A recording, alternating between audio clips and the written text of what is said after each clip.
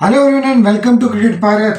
दूसरे दिन का जो है खेल खत्म हो चुका है और उसके बाद जैसे कि हमने इससे पहले भी वीडियो बनाई थी और 421 रन जो है इंडिया ने बना लिए हैं। जडेजा अपनी 100 की तरफ जाते हुए और वो वॉरियर वाला जो सेलिब्रेशन है, स्वॉर्ड सेलिब्रेशन, आज भी हमें जडेजा की तरफ से देखने के लिए मिला।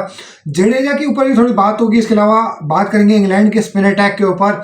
अब यहाँ से मैच जो है किधर की तरफ जा रहा है, अभी लग ऐसा ही रहा है कि अब इंग्लैंड के लिए बहुत ज़्यादा यहाँ पे कुछ बचा नहीं है, क्योंकि अब यहां से बेसबॉल खेलना और ज्यादा मुश्किल होगा।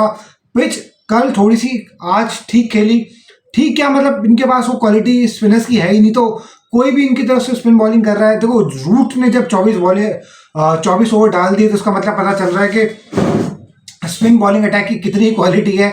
जहां रूट जो कि एक पार्ट टाइमर है उसे 24 ओवर डलवाने पड़ रहे हैं, मजबूरी है बेन स्टोक्स की, क्योंकि ऑप्शन नहीं है बेन स्टोक्स के पास यहाँ पे। अगर वो जा भी रहा है, उसके पास हार्टली के पास चले जा रहा है, रेहान अहमद के पास चले जा रहा है, तो वो उनके पास फुल टॉस के अलावा कुछ निकल के ही नहीं आता। अभी पिच इतनी 22 यार्ड की दे रखी है, उसके ऊपर भी तो डाल लो। अक्षु पटेल ने भी जिस तरीके से एंड में 14 रन का ओवर निकाला, मजा आया देख के। जो टांग रख के उसने छक्का दिया है, चौका दिया है। जडेजा की तो आज पूरे दिन ही बैटिंग, बहुत टाइम के बाद अब वो जडेजा जो कि बैटिंग में भी इक्वली इफेक्टिव है, वो अब देखने के लिए मिला है। बाकी हम बात करें, अश्विन तो बेचारा रन आउट हो गया। अच्छा, अक्षर को मुझे नहीं समझ में आता कि अक्षर को इतना नीचे क्यों भेज रहे हैं ये लोग। अक्षर को ऊपर ही भेज दो। अश्विन से अभी ऊपर आ सकता है, मेरे ख्याल से तो भरत से भी ऊपर आ सकता है। जडेजा के बाद सीधा अक्षर को आना चाहिए, उसके बाद भरत, उसके बाद अश्विन, ये होना चाहिए। भरत भी बस ये है कि एक आध दो चौके उसने अच्छे मारे हैं, एक शॉर्ट बॉल थी काफी, मतलब हाफ ट्रैकर ही डाल दी थी। अगर हम बात करें जो रूट ने उसके ऊपर पीछे हटके बड़ा जबरदस्त चौका मारा श्रीकर भरत ने, बाकी कुछ ज्यादा निकल के नहीं आया। अगर हम बात करें श्रीकर भरत की तरफ से भी, अभी अगर मैं बात करूं तो इंडिया के पास 175 रन की लीड है, और इतनी बड़ी जब लीड आ जाती है तो भाई कहीं पर भी मैच चल रहा हो, अनलेस के वो जो गड्ढे बनाए जाते हैं, रावलपिंडी एक्सप्रेस जो गड्ढे बनते हैं वहां पर आप खेल रहे हो तो अलग बात है। अच्छा, यही जो बेसबॉल की क्रिकेट हो रही थी वहां पर, क्योंकि वहां पर बॉलर से ज्यादा बैटर्स का ही वो गेम डोमिनेट हो गया था। वो पिचेस इतनी फ्लैट थी कि आप आओ मारे जाओ, अंधाधुंध मारे जाओ ना। उनके पास क्वालिटी स्पिनर्स थे उस टाइम पे। अगर मैं पाकिस्तान की बात करूँ, वो नुमान अली है, अबरार पबरार है, मतलब सारे ये ऐसे बॉलर्स हैं। एक तो देखो, अगर उनको भी स्पिन से असिस्टेंस मिलती, अगर पिच से कुछ होता तो वो भी करके देते। और फिर वहां पर भाई एक ही दिन के अंदर 75 ओवर के अंदर 505 रन ठोक देना। तो उसके बाद तो बेन स्टोक्स ने वहीं पर ही मतलब जो असली रंग देखने के लिए मिला था, क्योंकि वो पिचेस ऐसी थी रावलपिंडी में और मतलब पाकिस्तान के अंदर जितनी विकेट्स बनी थी वो इतना ज्यादा मतलब सपोर्टिव थी। क्योंकि रमीज राजा को जो था बाबर के रन दिखाने थे और उसके लिए वो पिचेस बनाई गई थी। लेकिन रन दिखे, हैरी ब्रूक के रन दिखे, अगर हम बात करें ओली पोप के भी दिख गए रन, जो है जैक रॉली के भी दिखे। अच्छा, जैक रॉली जो है स्पिन के अगेंस्ट उसका कोई बहुत ज्यादा तगड़ा गेम नहीं है। हाँ, हैरी ब्रूक जो था शायद उसको लोग समझते हैं कि वो बहुत तगड़ी चीज थी, तो वो भी एक बार आके टेस्ट हो जाता।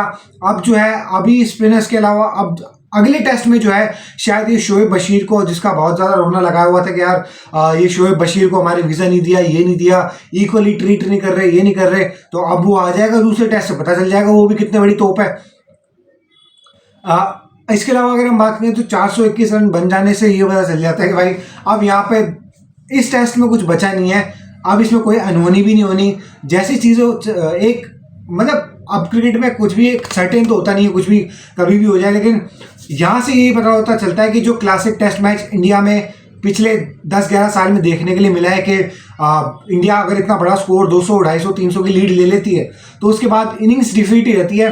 शायद इस बार भी हमें इनिंग्स डिफीट देखने के लिए मिले, लेकिन ये है कि अगर वो काउंटर अप्रोच सही शॉट्स के साथ सही मूवमेंट्स में अगर वो लेकर आते हैं तो ही इंग्लैंड को जो है फायदा होगा। वरना अंधाधुंध अगर आप सोचोगे कि हम स्वीप मारेंगे, रिवर्स स्वीप मारेंगे, स्कूप कर देंगे, तो उसका कोई फायदा नहीं है। देखो, सीधे बैट से एट द एंड आपको खेलना, जितने भी आपके रन आएंगे सीधे बैट से आएंगे।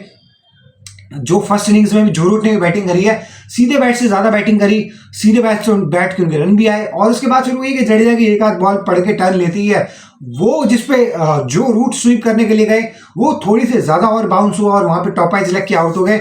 बाकी इंडिया का अगर हम पूरा डिसमिसल उठा के देखें तो शेष अय्यर ने भी खड़ी कर ही आउट हुए हैं। केएल राहुल भी जो है हाफ ट्रैकर थी टॉम हार्टली की, वो चले तो गया था केएल पीछे, लेकिन बस ये है कि टॉप एज लग के खड़ी हो गई। सही टाइम पे बिल्कुल पीछे चले गया था वो ऑलमोस्ट वहाँ पे।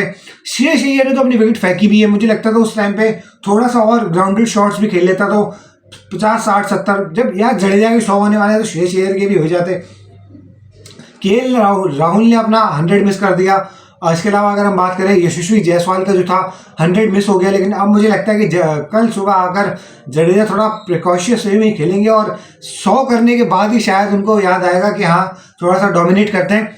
अच्छा भाई, इस पहले वाले मैच के अंदर ही अगर इनिंग्स डिफीट हम दे देते हैं तो आगे जाकर ये है कि फिर मतलब ये ना आपका एक साइकोलॉजिकली आपका, एक तो हमारा वैसे हुआ है यहाँ पे, हुआ क्या मतलब ग्राउंड में चीज़ें दिख जाती हैं कि एग्जीक्यूट हो रही चीज़ें, तो वहाँ पर और प्रेशर होता है ओपोनेंट के ऊपर। लेकिन ये कि अगर इनिंग्स डिफीट आ गई तो और क्रिटिसिज्म होगा, शायद थोड़ा से बॉक डाउन हो या फिर शायद कुछ और फियरलेस अप्रोच देखने के लिए मिले।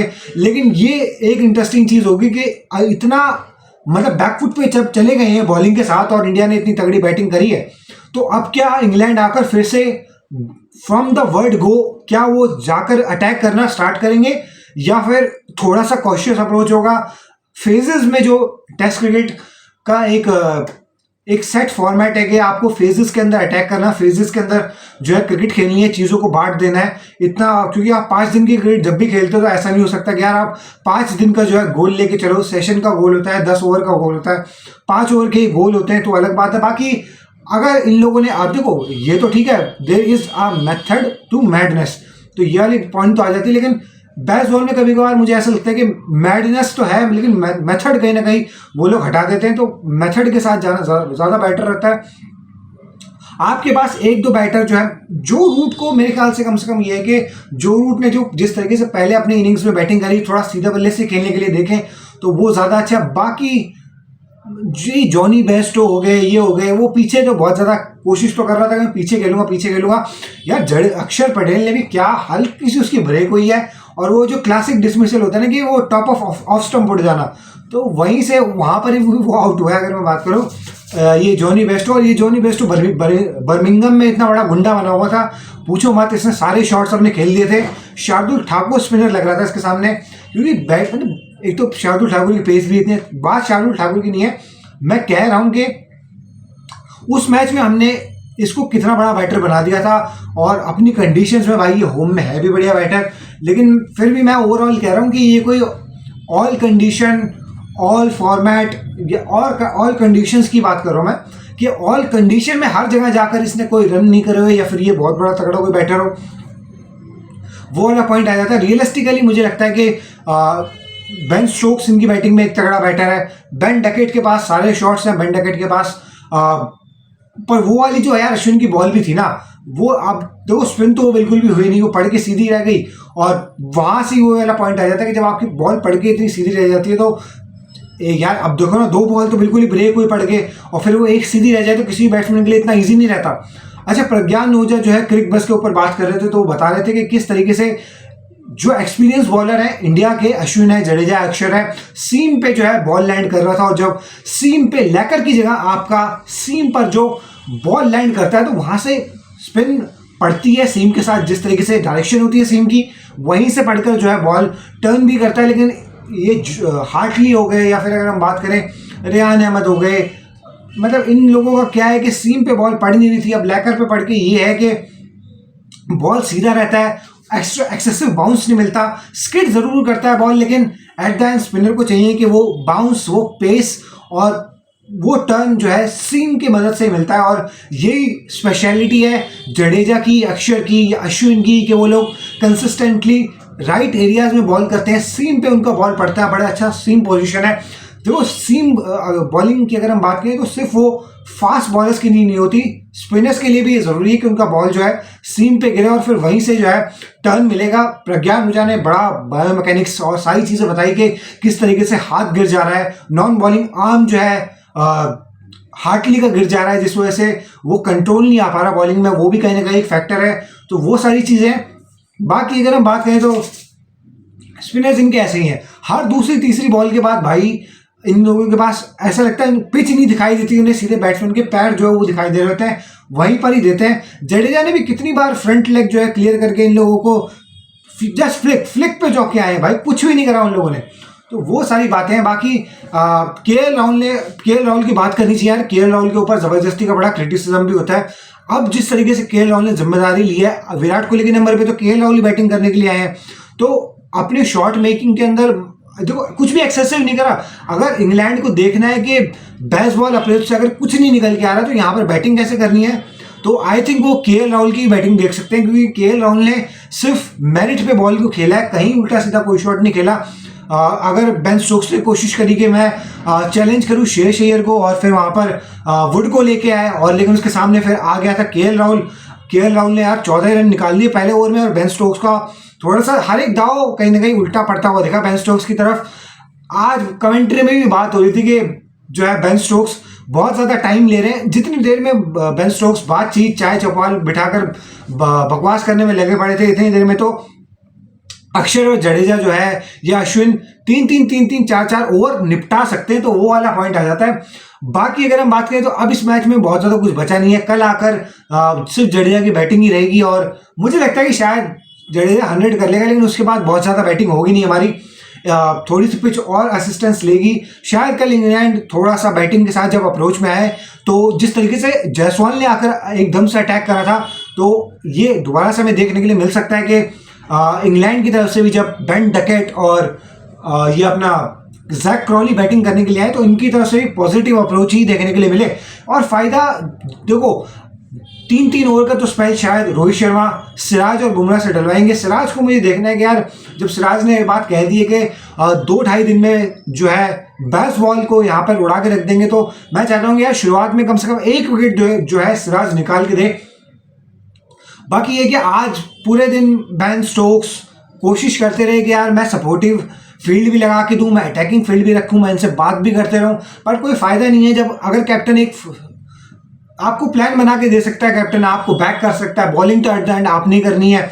अब वो जो सुबह की वीडियो में मैंने बात करा कि एक स्ली मिडाउन लगा कर दिया और बेन स्टोक्स ने, और कोशिश हुई थी कि के राहुल को थोड़ा सा फंसाया जाए, टॉप एज लग जाए तो शायद, या फिर के राहुल को पैरों पे रखा जाए, थोड़ा सा आगे रखा जाए, तो वहां से थोड़ा आगे रखा जाए, ये नहीं कि मुंह पे डाल दो, तो वहां पर शायद जो है ऑन ड्राइव के चक्कर में आउट हो जाए के राहुल। किसी मतलब मेन चीज ये कि फील्डर के हाथ में देके आउट हो जाए, लेकिन बिल्कुल ही आगे डाल दी, फिर एक हाफ ट्रैकर, फिर वहां से के राहुल ने सामने छक्का मार दिया। अभी तो तू सारे तो मतलब जब भी विकेट गिरी है उसके बाद इन लोगों ने मेक श्योर करा है कि अगले 2 से 3 ओवर के अंदर एक उल्टी सीधी बॉल डाल दो, ताकि प्रेशर बने ही ना सामने वाली टीम के ऊपर। बाकी यार मैं समझता हूं कि गिल ने आज अपनी विकेट थ्रो करी है। गिल को चाहिए कि भाई अब अपने रन करने पे आ जाए। वो जो कह रहा है कि यार गिल डिफेंसिव खेल रहा था, मुझे तो नहीं लगता डिफेंसिव खेल रहा था। वो जो शॉट मारा ना पर्टिकुलरली, उसके ऊपर बात होनी चाहिए कि क्या वो शॉट था गिल का। वो जस्ट एक ये है कि वो आउट ऑफ फॉर्म चल रहा है, तो ये सारी बातें होती है कि गिल जो है तेज नहीं खेल रहा, ये नहीं खेल रहा। एट द एंड ये सारी चीजें समझने की जरूरत है कि यार सबको जरूरी नहीं है कि वो यहाँ पर उड़ा कर ही खेले, हर कोई 150 के स्ट्राइक रेट से खेले। T20 का गेम तो नहीं चल रहा। एट द एंड बात तो शुभमन गिल के ऊपर भी तो वही बात होगी ना, उसने रन नहीं करे। अल्टीमेटली इसी स्ट्राइक रेट के साथ अगर शुभमन गिल इसी स्ट्राइक रेट के साथ जितने से भी खेल रहा था, 30 के 40 के 50 के साथ स्ट्राइक रेट के साथ, अगर वो 60 70 80 90 कर देता तो उसके ऊपर क्रिटिसिज्म नहीं होता। रन नहीं बने इसलिए उसके ऊपर क्रिटिसिज्म हो रहा है।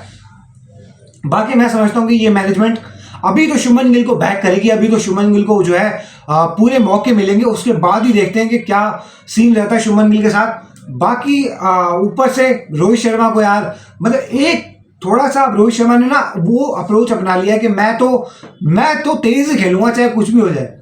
पर ये ना कि वो उससे ना रोहित शर्मा को फायदा होता है ना टीम इंडिया को फायदा होता है। अब रोहित शर्मा जब भी लंबा खेलते हैं तो उनके साथ ये है कि सारे उनके पास शॉट्स हैं।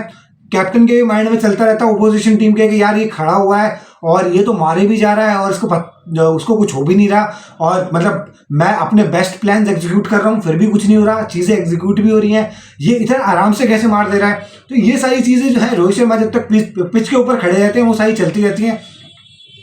यार जब अक्षर पटेल मार ले रहा है, रविंद्र जडेजा मार रहा है, तो रोहित शर्मा को देखो क्या हाल करता है इन बॉलर्स का कि इनको बॉलिंग ही बुला देता है यहाँ पे कि बॉलिंग करते कैसे हैं। तो उसी के ऊपर गुस्सा आता है कि ये 27 28 24 रन वाला प्लेयर थोड़ा है यार रोहित शर्मा।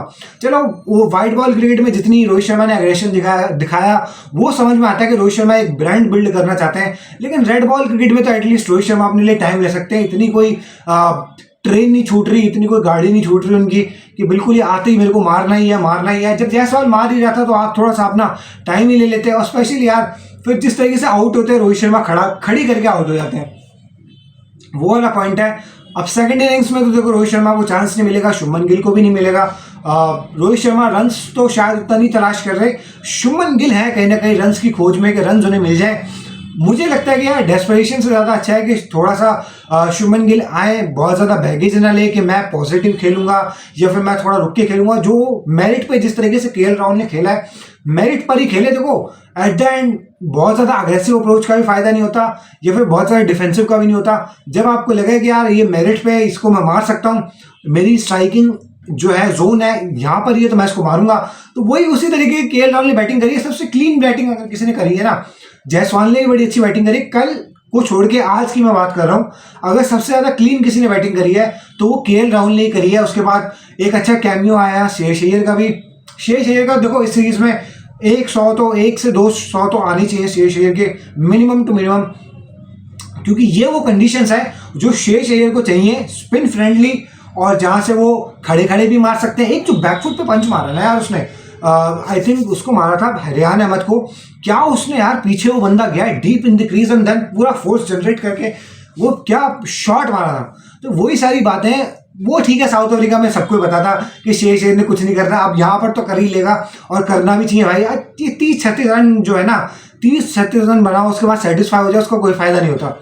तो ये था इस वीडियो में। अगर आपको वीडियो पसंद आई हो तो वीडियो को लाइक कर दीजिएगा, चैनल को सब्सक्राइब कर दीजिएगा, इन वीडियो को शेयर कर दीजिएगा। मिलते हैं आपके साथ कल लंच में, जब पहला सेशन हो चुका होगा। जडेजा एक और बार सेलिब्रेशन करके 100 कर चुके होंगे, और बेस्ट बॉल जो है उसी राजीव गांधी इंटरनेशनल स्टेडियम में उस पर्टिकुलर दिन की अगर हम बात करें तो कोई बड़ी बात नहीं, कल रिजल्ट भी आ जाए। कल मतलब ऐसा भी हो सकता है कि लंच तक, या लंच तो नहीं, आखिरी सेशन में शायद ऐसा हो सकता है कि स्टार्टिंग में रिजल्ट आ जाए, कोई बड़ी बात नहीं। इस टीम में यहाँ पे सेशन में भी गिर जाती हैं। तो ये था इस वीडियो में, थैंक यू।